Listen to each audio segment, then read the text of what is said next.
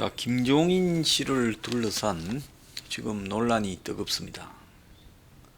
28일 날 통합당의 전국위원회가 열려가지고 거기서 사실상 김종인 비대위 체제를 추인하는 그런 절차를 밟으려고 했는데요.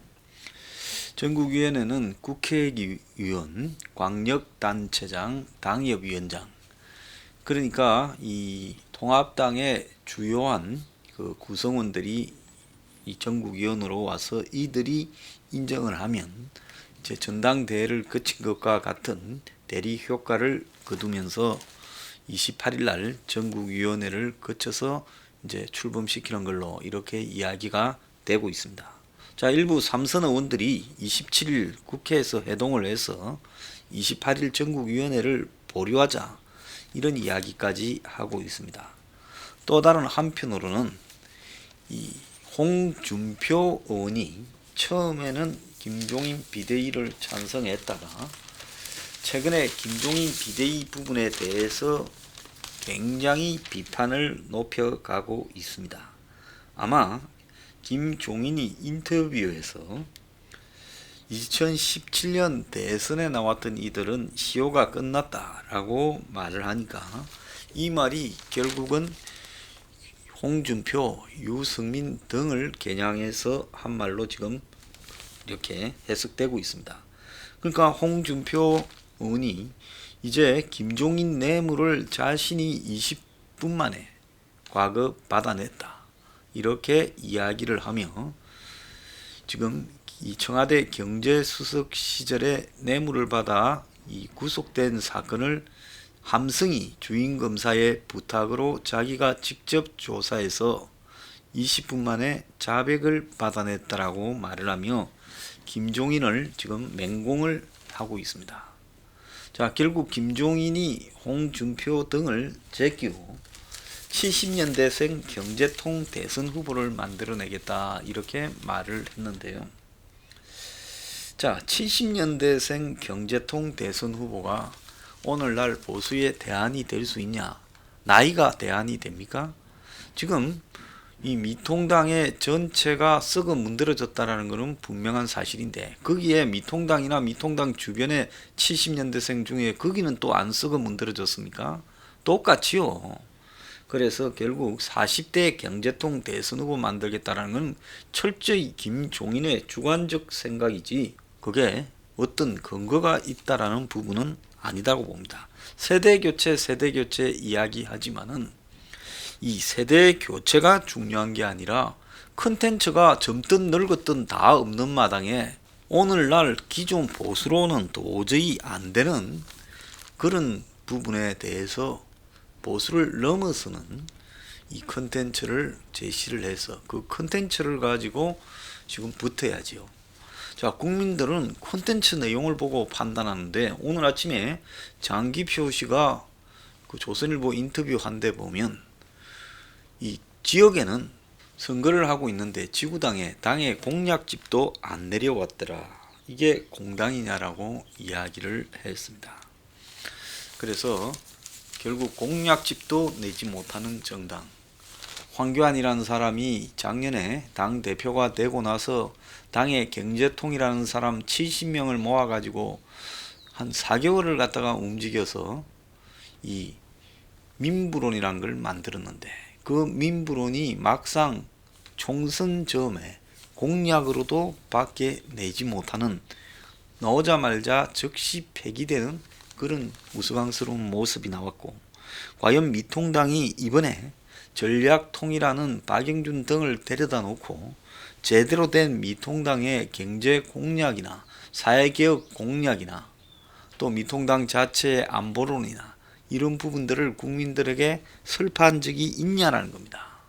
만들어 놓기는 민평론, 민부론, 민교론 다 만들어 놓고 제대로 막상 총선 전에 발표도 한번 하지 못했다. 이건 뭐를 의미하는 거냐? 쓰지도 못할 잡탕들을 만들어낸 기득권 집단이었다. 이렇게 봐야 되죠. 자, 그래서 그런 컨텐츠 부재가 문제이지 다른 문제가 있느냐? 없다 봅니다. 자, 그런데 김종인은 원외의 젊은 정치인과 초재선 위주로 당을 구성해 가겠다. 자, 마치 이 미통당의 기득권 부분을 문제라고 생각하는 이런 시각을 가지고 있는데요. 솔직하게 미통당에 그럼 물어봅시다. 이준석이는 개혁적입니까? 이준석이 콘텐츠가 있습니까? 그냥 TV에 나와서 적당히 정권 비판 안 하고 또 적당히 보수 쪽을 비판하고 그러는 사람이 콘텐츠가 있는 겁니까? 자, 콘텐츠로 말하면 서포 15조만한 콘텐츠가 보수 바닥 전체에 틀어도 없을 겁니다. 근데 미통당이 서포 15조 부분을 제가 누구든 갖고 가서 공약으로 써도 된다. 대가를 바라지 않는다. 나는 정치하지 않겠다라고 했음에도 불구하고 콘텐츠로도 사용하지 못한 것은 어디에 있겠습니까? 그거는 김종인을 데려오건 안 데려오건 관계없이 그야말로 김종인이 포함된 미통당 선대위 자체가 고루했던 겁니다.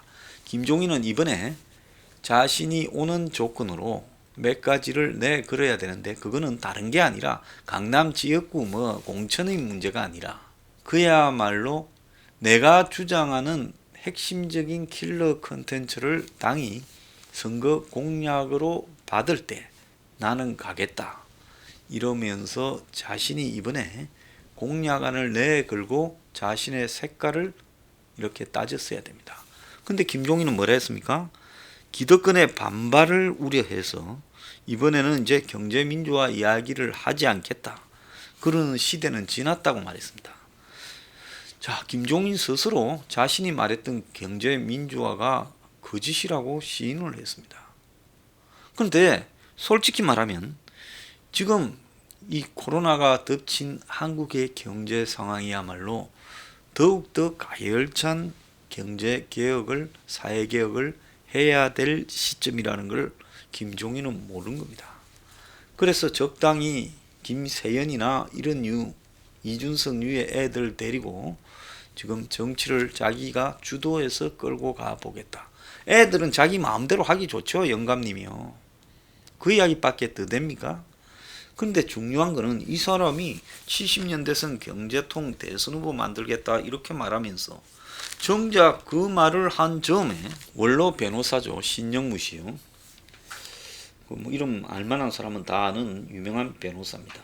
이 사람이 만든 시민단체 바른사회운동연합이라는 단체가 지난 금요일날 은행회관에서 주최한 21대 국회 어떻게 해야 하나 하는 토론회, 이름은 이래 붙였지만은 실제로는 개헌 토론회였습니다. 여기에 지금 참석해서요.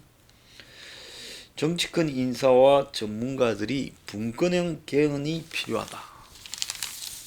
이렇게 입을 모았다고 지금 보도가 되었습니다. 김종인도 여기 참가했는데요.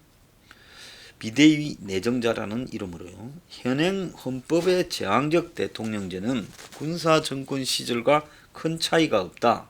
역대 대통령 중 행복한 사람이 한 명도 없는 걸 보면 현재 권력 구조에 문제가 있다라고 말을 했습니다. 서울대 강원택 교수도요. 대통령에게 일정한 정치적 권한을 부여하고 실제 정책 집행은 총리와 내각에 맡기는 한국형 분권형 제도를 도입해야 된다. 이래 말했고, 고대 장영수 교수는 대통령 권한을 축소시키고 분권 협치를 중심으로 개헌을 해서 제왕적 대통령제를 극복해야 된다 말했습니다. 김종인이야 다 똑같은 이야기예요. 강원택 장영수요. 중앙일보에 이걸 보도한 내용을 보면요. 70년 이상 우리나라가 거쳐온 대통령 중에서 행복한 대통령이 하나도 없다라는 것은 권력 구조에 문제가 있는 것이다. 이렇게 김종인이 이야기를 했고 180석 이상을 얻어낸 슈퍼 여당을 상대로 간신히 개헌 저지선을 지켜낸 통합당이 그동안 내각제 개헌을 지론으로 삼아온 김종인을 필두로 향후에 개헌 방향을 어떻게 이끌어갈지 주목된다. 이렇게 이제 보도가 나오고 있습니다. 김종인은 격려사를 했는데 1987년 개정된 헌법은 대통령 권력 구조 측면에서 군사정권 때 헌법과 큰 차이가 없다. 민주화 이후 보수정권 15년, 진보정권 15년 동안 30년 했는데 정치, 경제, 사회에 얼마나 변화가 있었는지 생각해 봐야 된다. 대통령의 자세가 가장 중요하다. 대통령이 스스로 자신이 없으니까 권력기관 장악을 통해 권력을 유지하려고 한다. 헌법상 주어진 권한을 너무 많이 행사하려다 보니까 국민의 신뢰를 받지 못하고 화합을 이룩하지 못한다. 야당 때 지적했던 여당의 잘못을 여당이 되니까 바꿔야 되는데 막상 권력을 잡으면 옛날 했던 대로 한다. 이렇게 말을 했습니다.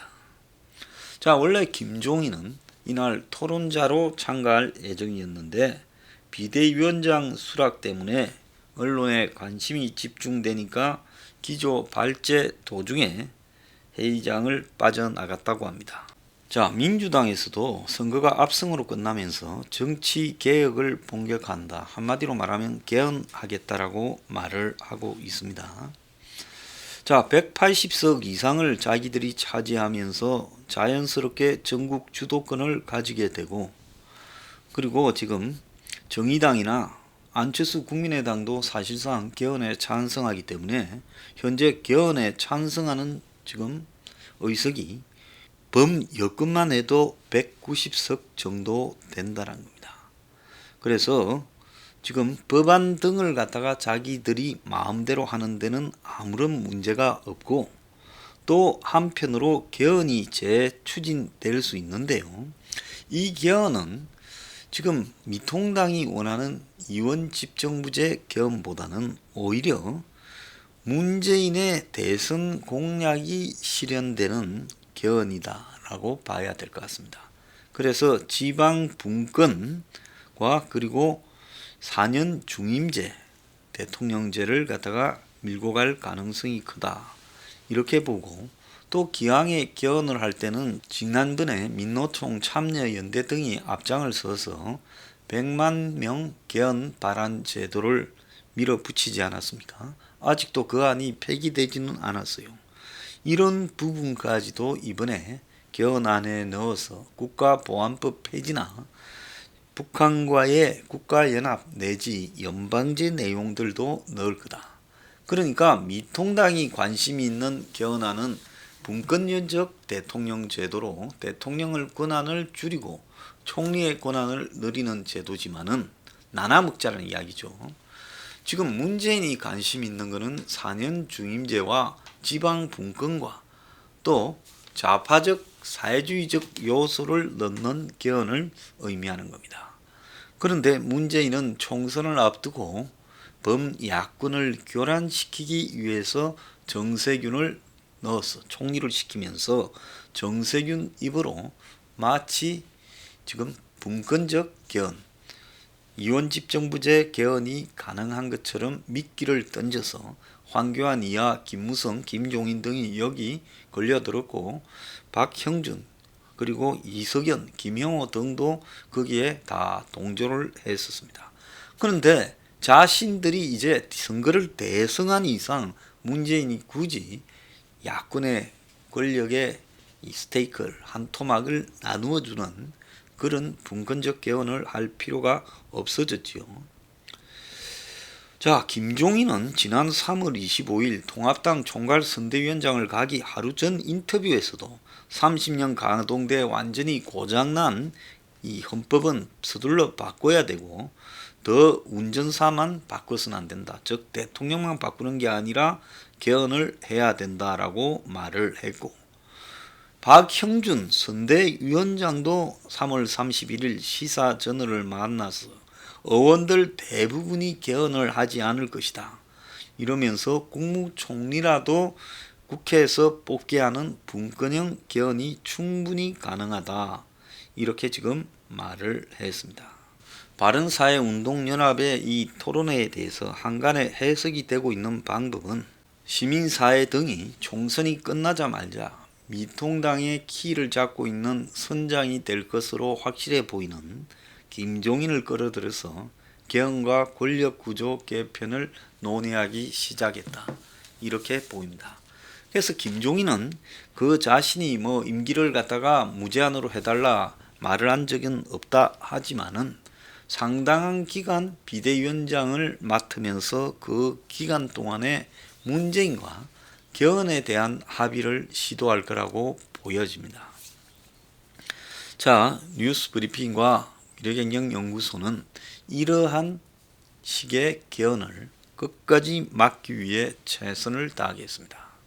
지난번에도 이들이 그냥 이 도둑놈 담 넘어가는 식의 슬그머니 개헌을 하려고 총선 투표하는 날 같이 하려고 시도했지만은 강하게 반대를 주도해서 이를 저지시켰다고 자부하고요. 앞으로도 이들이 지금 미통당을 해유시켜서 적당히 한 토막 떼어주고 나눠 먹기식 개헌을 하려고 하는 부분에 대해 철저하게 끝까지 막겠다라는 입장을 견지해 가겠습니다.